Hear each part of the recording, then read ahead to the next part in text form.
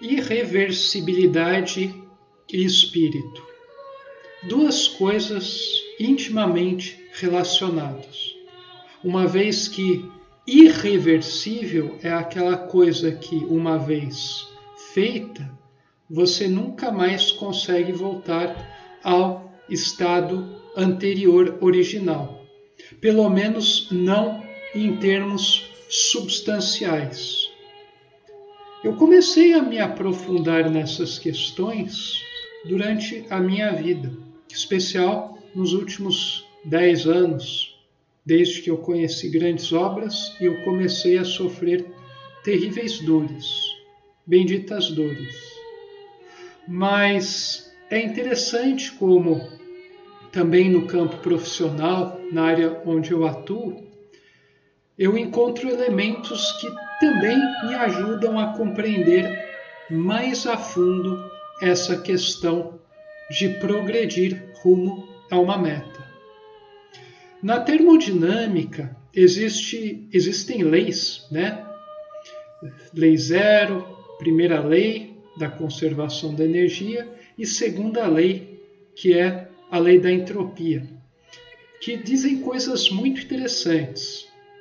Mas dentre todas essas leis, a segunda é a mais interessante dentre todas, porque ela é uma lei diferente de todas aquelas que a gente estuda no âmbito da mecânica, do eletromagnetismo e até mesmo nas leis de conservação de massa, quantidade de movimento, momento angular e energia.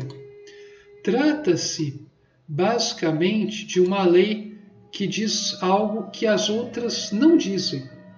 Uma lei que aponta que as coisas caminham, no geral, em um único sentido. E enquanto as outras leis são todas simétricas. O que eu quero dizer com isso é que as outras leis permitam que você vá e volte para o estado original sem que nada, absolutamente nada, tenha sido alterado definitivamente. A segunda lei da termodinâmica diz que existem fenômenos, processos, que são não só reversíveis, mas que também são irreversíveis. Então, uma vez feita uma coisa, você não consegue mais voltar ao estado original. Não, pelo menos, de forma substancial, de forma profunda. É claro que eu vou e volto, a gente vai e volta para vários lugares, sempre, Então aparenta que tudo é pura e meramente cíclico, se repete, e as coisas são reversíveis. Mas a gente percebe que o tempo caminha em apenas uma direção. Pelo menos a tendência geral, O tempo sempre está caminhando do passado para o futuro. E daí a gente percebe que isso está profundamente relacionado com um aumento de entropia do nosso universo, que atualmente é considerado um sistema isolado. Em termos de espaço-tempo, de certa forma, ele é isolado. Agora, se a gente for colocar dimensões adicionais, talvez ele não seja isolado, assim como se acredita. Mas a questão aqui é perceber que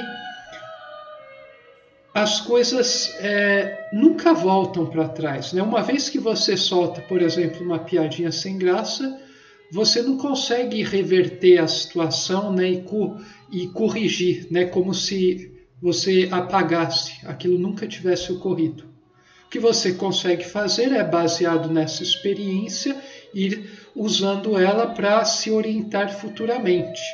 E isso vale para tudo na vida. O passado é algo que fica cristalizado, marcado em nós. Tem a ver com o subconsciente. O futuro ainda é algo aberto, cheio de possibilidades e, portanto, incerto. E o presente é o lugar onde a gente pode causar as mudanças. O ponto de causação não está nem no passado, nem no futuro, mas sim no presente. Apesar das memórias das experiências do passado, geralmente experiências não agradáveis, são as melhores fontes, né, a melhor fonte para a gente conseguir atuar de uma maneira inteligente no presente. E da mesma forma e paralelamente, conseguir se projetar para o futuro vislumbrando algo melhor, mais unificado, mais harmônico, uma vida mais plena, conhecedora da verdade, verdade que liberta, também trazendo isso para a atuação presente, né, nos possibilita causar sempre um movimento que futuramente irá gerar destinos, né, mais desejáveis, formando assim um passado cada vez mais digno de ser lembrado, num aspecto positivo e não negativo.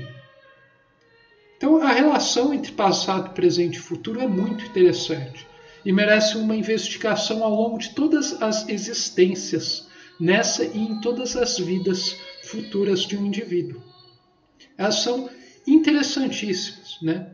E a gente consegue ver elementos que apontam para tudo isso numa disciplina que aparentemente nada tem a ver com questões de evolução interior, de melhoria, de memória, de passado, de projeção para o futuro, de construção de um destino, que é a disciplina de termodinâmica.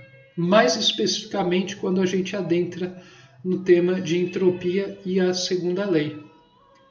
Então essa questão da irreversibilidade está profundamente conectado com a questão do espírito. Se a gente for ver cada vez mais a fundo para onde aponta tudo isso, a gente vai desembocar na consciência, que é a dimensão de manifestação do espírito no nosso universo, aqui no antissistema.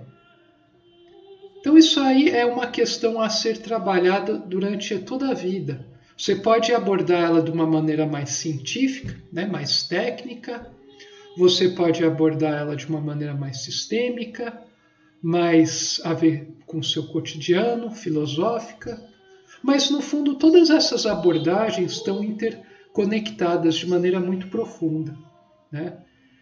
E isso é muito interessante. E futuramente eu falarei mais sobre isso. Essa era a mensagem de hoje. Saudações fraternas.